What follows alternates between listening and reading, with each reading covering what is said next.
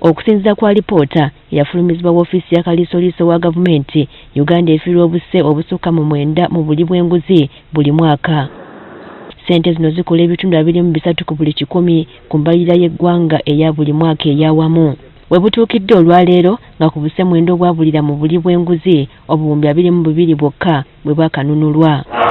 Eno y'ensonga lwaki ebitongole by'obwannakyewa eby'enjawulo biraze obwennyamivu lwaki gavumenti eremereddwa okulwana okununula ssente z'Abannayuganda ezibbibwa. Okusindika omuntu ekitali okubeerayo emyaka 10 okubeerayo emyaka 5 tekikyamala. Kati abo bonna abasingisibwa emisango gy'obukenuzi balina okuliyirira gavumenti oba okuliyirira ffe abantu nga bayita mu gavumenti. Bagamba nti kimalamu nnyo abalwanyisa enguzi amaanyi n'abantu ssekinnoomu abagaliza eggwanga ebirungi. Obutakwata ab'ebyobufuzi abali enguzi ne tubaleka kyekireetera ekizibu okwonooneka kutuuka bwe tuli olwaleero.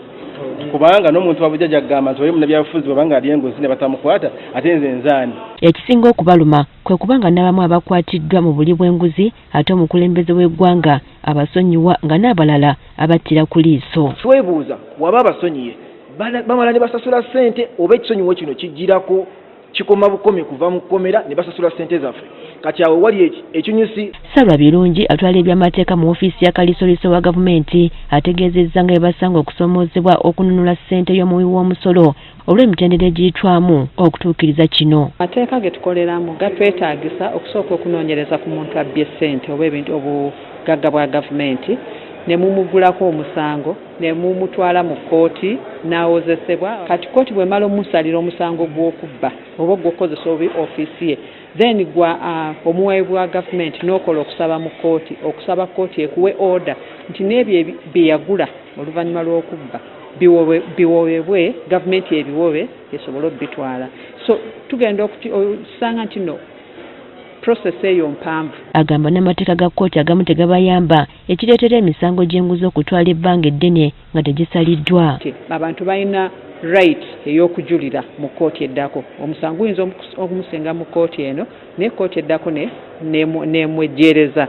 Kaakati gwe nga gavumenti obutayagala ku gavumenti efiirwe nnyo ate tewandyagadde kutwala kintu nga court process tennaggwa. Wano wasinzidde n'asaba etteeka ku butya bwe basobola okununula ssente zino gamba nga gavumenti okweddiza ebyobugagga by'oyo agambibwa okwenyigira mu buli bw'enguzi. Agala emisango egyo etteeka eriyamba okugenda mu kkooti etali yangassi rather ey'engassi the civil courts kkooti ey'engassi nti nno omuntu bw'obeerako ne property oba ekizimbe nga muteebereza siki omuntu teyakifuna mu butuufu gwe waaba ekizimbe kiri ku ploti bwekiti gavumenti tugende tuwaaba omusango ekizimbe kiri bwekiti ne bwekiti tukisuubira nti kyabbiddwa oba eyakizimba yabba ssente za gavumenti oba yakozesa obi ofiisi ye. Kati yenno yayinayo interest oba nannyini kizimbe ekyo ye najja mu kkooti n'aleeta obujulizi. Tulina tteeka lyankomeredde okubowa oba okukomyawo ebyobugagga byababbi etteeka teririiwo nti buli kitongole kya gavumenti kikola kyokka. So twetaaga etteeka eryo twetaaga n'ekitongole kya gavumenti ekyetengeredde nga kyo kyakola ki kyakubowa kyakuwamba ebyobugagga byababbi ne byabakenuzi. Wadde guli gutyo bannakyewa bagamba nti okulwanyisa enguzi mulimu gwa buli muntu wabula ssabo bokka abali mu buyinza.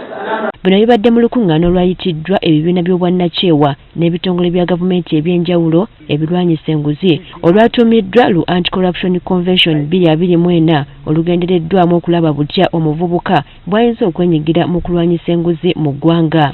Priska Namulema, Agafeeyo ku Spark TV.